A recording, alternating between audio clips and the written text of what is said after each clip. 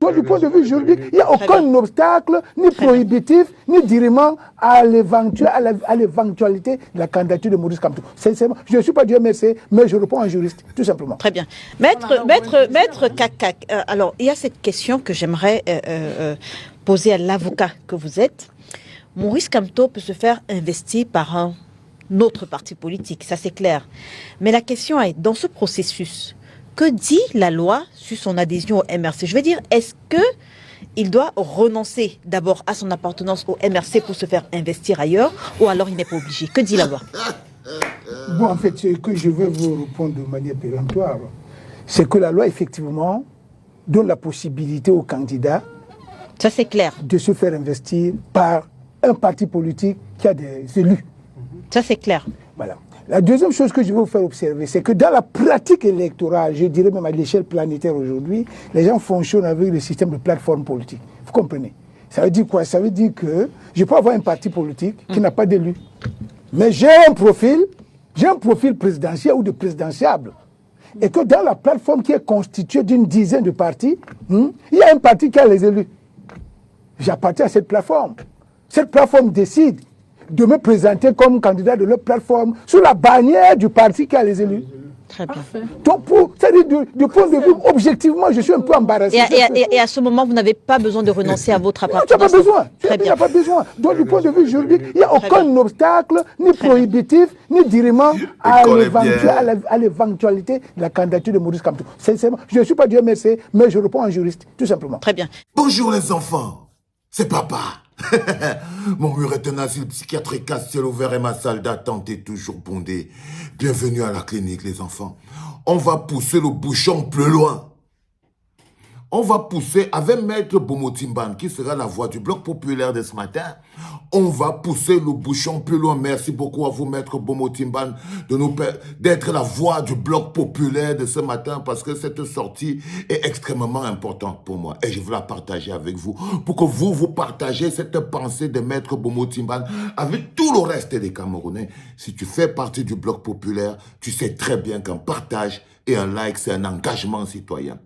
Mise au point sur l'article 121 du Code électoral. Aucune disposition du Code électoral ne prévoit que pour être investi à l'élection présidentielle par un parti politique, il faut avoir un élu. Je répète, aucune disposition du Code électoral ne prévoit que pour être investi à l'élection présidentielle par un parti politique, il faut avoir un élu. C'est pas moi qui dis. Ça, c'est Maître Bomotimban, c'est un maître, on met maître devant son nom. Ce n'est pas les histoires que vous dites souvent que oh, Valsero et tout. Aucune disposition du Code électoral ne prévoit que pour être investi à l'élection présidentielle par un parti politique, il faut avoir un élu. Ça, c'est la première chose que Maître Bomotimban dit. Ce n'est écrit nulle part dans la Constitution ou le Code électoral qui fixe les conditions d'éligibilité à l'élection présidentielle. Même si tu fouilles en français, anglais, tu ne vas pas trouver. L'article 121 du Code électoral prévoit plutôt que les partis non représentés au Parlement, conseillers régionaux et municipaux, doivent obtenir les 300 signatures. Or, aucun parti politique n'est représenté à ces instances pour parler de partis non représentés. Car le mandat impératif, selon d'abondantes jurisprudences en matière électorale camerounaise, est nul, y compris de la Cour constitutionnelle lorsqu'elle était suppléée par la Cour suprême. La conséquence directe est que cette disposition du Code électoral qui exigerait que les partis politiques non représentés aux instances surrappelées plus haut aient 300 signatures pour présenter un candidat est un non-sens, donc inacceptable et inapplicable. Sur le strict plan du droit, donc, tout parti politique légalisé au Cameroun peut investir un candidat à l'élection présidentielle de 2025. C'est une présentation de l'homme qu'on appelle Christian Bomotimban. Je vais aller plus loin sur la non-éligibilité de Pomba. Parce qu'il ne faut pas aussi... On dit que s'ils s'occupent de nos oignons, on va aussi s'occuper de leurs oignons. Parce que c'est ça le plus important. C'est aussi de s'occuper de leurs oignons. Il y a plusieurs dispositions légales qui démontrent que Paul Biya n'a plus le droit d'être candidat à l'élection présidentielle. On a que les trois maximums, c'est d'abord son bilan. C'est d'abord son bilan désastreux, 42 ans de décrépitude, 42 ans ont abouti à un sinistre économique. Un sinistre économique après 42 ans. Guerre civile déclenchée dans les deux régions du Cameroun, nord-ouest et du sud-ouest. Grève totale des enseignants OTS, 1 an et demi, 2 ans. Compromission des examens de fin d'année. Augmentation drastique du coût de la vie. 4 tomates sont passées à 500. Je prends seulement la vie normale.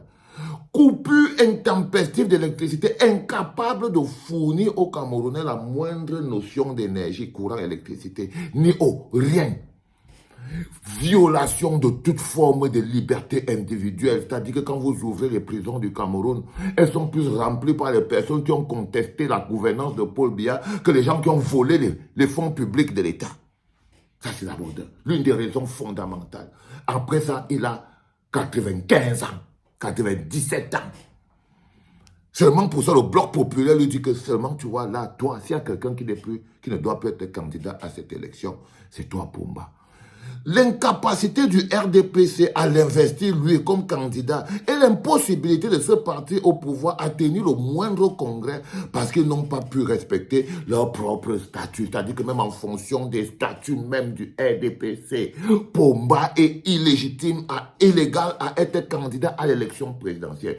S'il y a quelqu'un dont le mandat, dont la candidature est un problème à tous les niveaux, c'est-à-dire au niveau de son bilan, au niveau des textes de son parti, je vous dis qu'au niveau des textes de son parti, Paul Biya n'est plus éligible à être candidat. Si c'était un parti normal, c'est parce que Paul Atanganji appartient au RDPC. Si c'était le CPP, il allait partir les enlever, les arrêter. Si c'était l'UPC, il allait aller couper. Si c'était le PCR, il allait partir couper.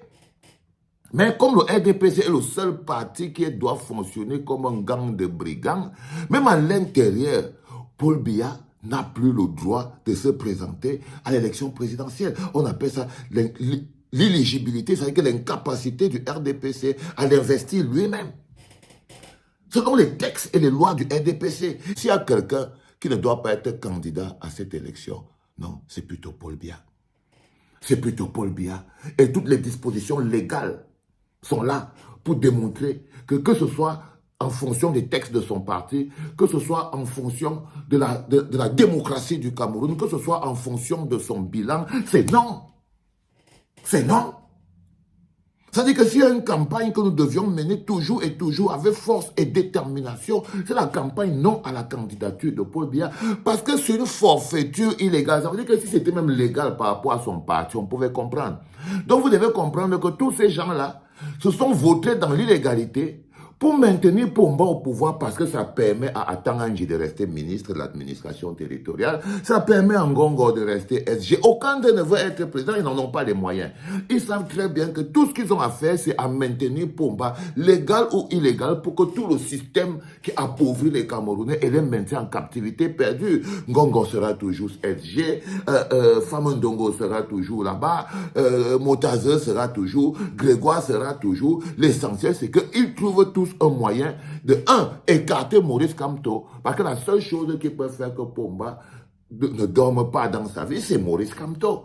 Je vous dis que quand le poison, c'est la haine, comme Pomba, c'est le poison. Quand le poison, c'est la haine, l'antidote, c'est l'amour. Comme Maurice Kamto, c'est l'amour. Quand le poison, c'est la haine, Pomba, l'antidote, c'est l'amour, Maurice Kamto. Quand le poison, c'est la haine, Pomba, l'antidote dans la gouvernance et la politique, c'est l'amour. L'antidote, c'est l'amour.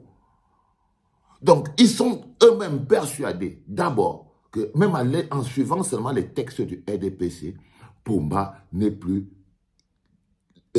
éligible pour être candidat à l'élection présidentielle. Seulement en suivant les textes du RDPC. Seulement les textes à l'intérieur, c'est-à-dire qu'ils n'ont pas eu le temps de faire un congrès. Ils n'ont pas eu le temps, ils sont vautrés, ils suivaient plus. Ils passent leur temps à surveiller, à oppresser les gens qu'à travailler. À travailler les enfants. Mais pour ça que le bloc populaire dû avoir la dernière énergie, non à la candidature de Paul Biya, les enfants. Si tu penses comme nous que la candidature de Paul Biya est l'une des pures forfaitures que le Cameroun va avoir ces 50 dernières années, si tu penses comme nous que la candidature de Paul Biya est dangereuse pour la sécurité, est dangereuse pour la paix, est dangereuse pour la cohésion sociale, si tu penses que la candidature de Paul Biya est la chose qui va faire écrouler le Cameroun totalement, alors tu fais partie du bloc populaire. Partage. C'était papa.